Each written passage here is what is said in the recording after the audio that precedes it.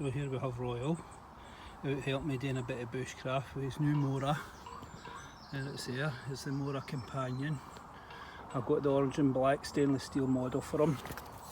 So he's been wearing it all morning, and he's got to get round to putting a fire on at some point if I can get him off his backside. Royal, you got to put a fire on? No. So here's his blade here, and it's the Mora companion in orange and black, and it's the stainless steel model.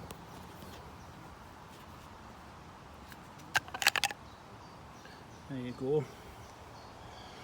And it's a traditional Scandi edge on it, as you can see. So I thought I'd go back and do some of my old school type training, and this is one of the knives I used to use for the students, and the carbon model right enough.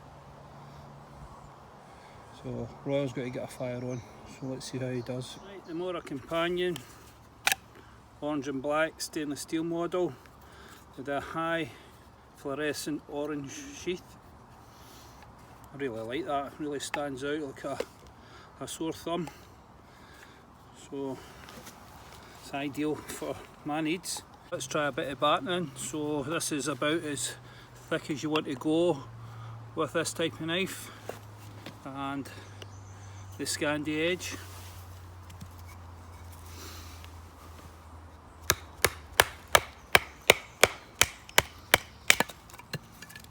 Easy enough.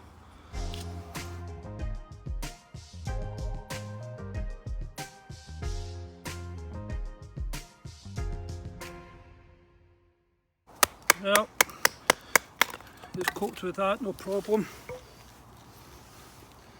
Now, one of the things I find with the Scandi edge, because I'm unaccustomed to it, when it comes to making feathers with it, I find it produces quite large feathers, and it takes me quite a bit of time to get back to getting decent sized feathers that it will take with a fire steel.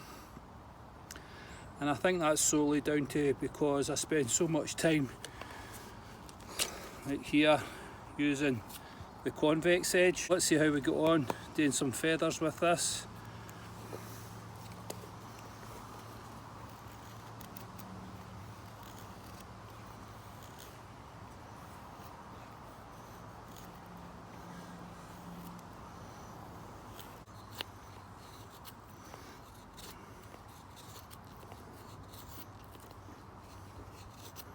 They're not the greatest of feathers, but it's a start, and it's more down to me than the actual blade. The blade's nice and sharp, and it's just taking a bit of getting used to try and find that edge and get used to the geometry again of a Scandi edge. But I'm sure in a bit of practice I should get these down to a decent size where they'll take.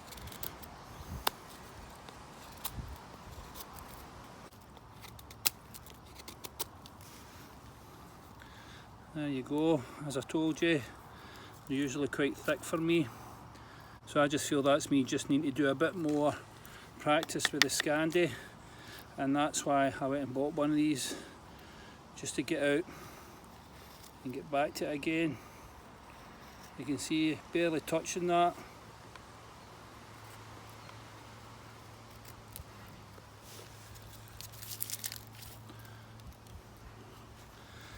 And the edge on the spine here is rounded, so we'll need to take that to bench grinder or a file, put a 90-degree edge on it so I can use it with my fire steel.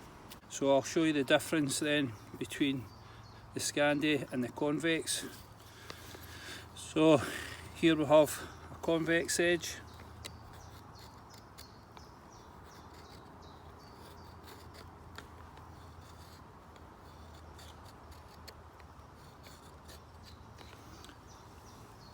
And look at the curls.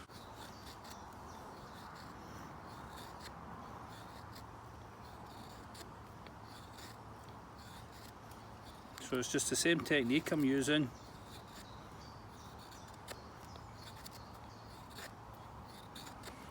So when they're as fine as this, these kind of trumpet rolls, these are the ones I initially used to start my fire because they're so fine and they take to the fire steel straight away. So that's what we're looking for when we first start out.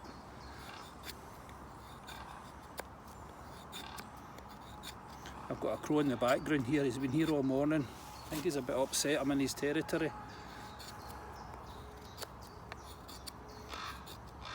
Yeah, can you hear him? I hear you, Mr. Crow.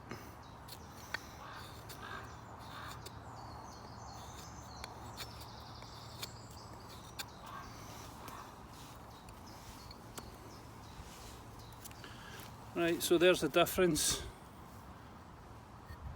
with the convex and with the Scandi edge, doing the same technique.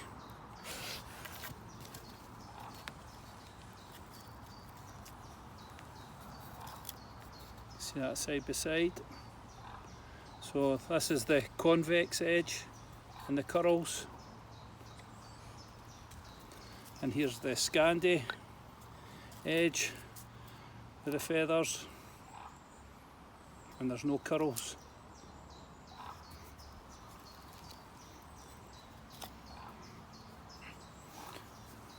So this is why I prefer to use a convex edge rather than the Scandi. Right, so here we can see the curls that the convex edge has produced. Now they're there.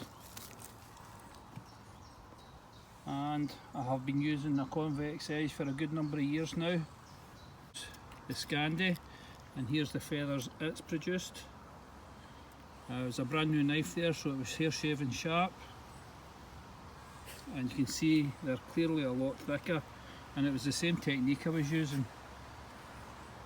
A lot of that's actually down to your individual skills, and with a bit of practice you can get them down to this trumpet roll style of feather. But straight off the bat, you saw that there, that the convex that I use is clearly better. And it's not to say that the Scandi can't do it. Right then, so let's move on and let's see if we can get these to take to flame using a fire steel. I like my fire steel.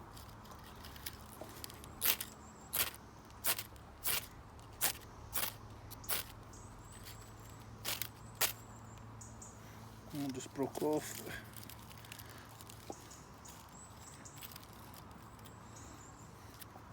Try again.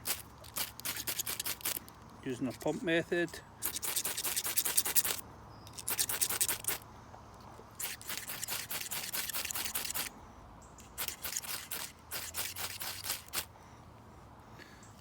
Nope. Right, so that's a fail on that one, I'm going to say. And let's see how we go on then with the convex curls.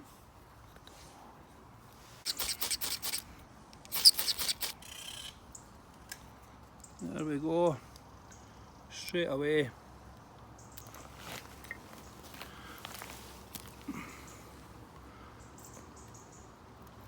Right, I'll go and get the fire on with these. So here's the Mora's first fire. It's up and running. It's done a good job at batting through all that wood, no problem. I think they're absolutely terrific knives, especially for beginners. They come in a variety of colours. I picked the orange and black so it was easy for me to see if I lay it down on the forest floor. I've seen them in blue, lime green, this colour of green, and black. Olive green and black's probably the most popular one. They come in stainless steel and carbon steel blades. And I bought mine from Amazon on the 10th of July 2020 and it cost me $13.95.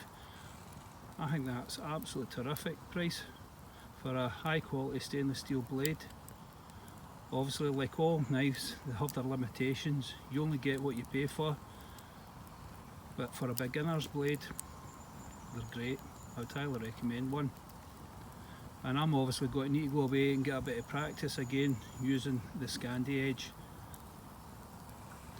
Right, I'll go and get my coffee on and I'll get back to you. So here's my new pot that I've got, and this is a pot by Camel. I bought this on Amazon for £15, and it's a stainless steel pot stroke kettle. As you can see, it's got the spout here at the front. It's really quite heavy duty, really pleased with it. And this bail arm here, as you can see, it comes up and it gets caught on these little lips here and prevents the bail arm from going any further forward. So that's the lips here, and tucks away nice there. It's got two bat wing handles. From this edge here to this edge here is 14 centimetres, and from this edge here to this one here is approximately 12 centimetres. And you can see inside it's got some markings also giving you measurements in 300, 500 and 700 millilitres, and the pot itself full to the top is 1.2 litres. And there's the front of the spout, and it's nice and secure, solid in there, and you can see it's got its filtering holes there for straining. It's approximately 12 centimetres from here to the base, and it comes with a lid like this, fits on nice and secure, and the lid bail arm comes up and locks up in the upright position. Well, stays up in the upright position, but if you need to pack it away, it goes down and actually stays locked down, so you can turn it upside down and it won't come out. And you can see up the top there, hopefully you can make that out, it has the writing Sol across here, don't know what that stands for. And the bail arm has an indent in the centre, so you can hang it up over the fire, you know, like this. Feels really solid, and this is its first outing today, so I'm going to start the process of blackening out the pot, and I'll get it on the fire. I'll get some water in it and I'll get a coffee on. So let's see how it does. I've already tested it in the house to make sure there was no problems with it before I brought it out into the woods, and it done fine, and I'm sure it will do fine over the campfire. Here's its first boil. There is a bit of heat transfer into this metal handle on the cooker, so this is me just giving it its first go. You lift this off.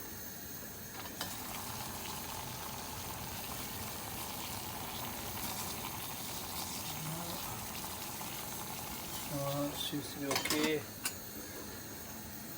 Just try the handle. Yeah, they're hot as well.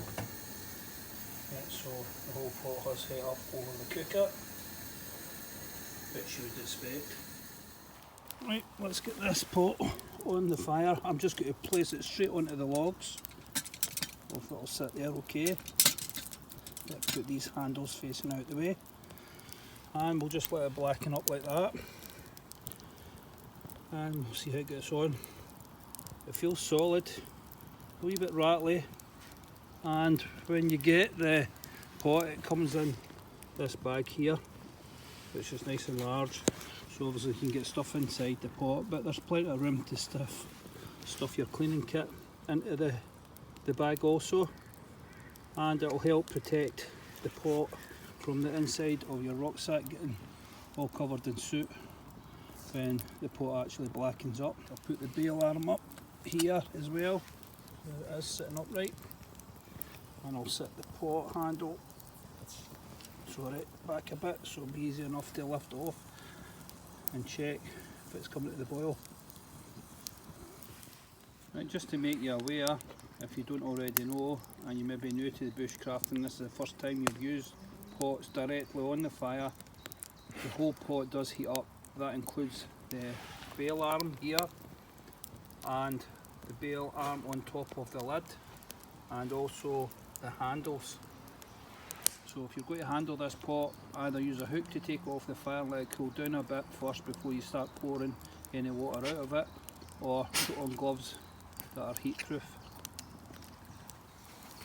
Let's see if it's boiling yet. Yeah, lovely. So that fits on there, stayed upright during the whole duration of the boiling process. I'll just try my hand just to... Actually, this is actually alright to touch with my bare hand, which I'm surprised at, because on the cooker yesterday when I tried it, it was actually very hot. So make sure you test it before you lift it. So there's the blackening process started. A couple of fires should get that totally blackened up to help absorb the heat. Happy so far with the pot. I'm really surprised there that I can touch this bell arm. The handles are actually cool as well. Lid's hot, bell arm's still cool, so I'll lock that down here. Yeah, I can touch that no problem, and we'll see how this goes, if the lid's going to come off. No, going out fine. Hopefully you can make that out. So the lid's still on. I was doing it without my thumb being on it.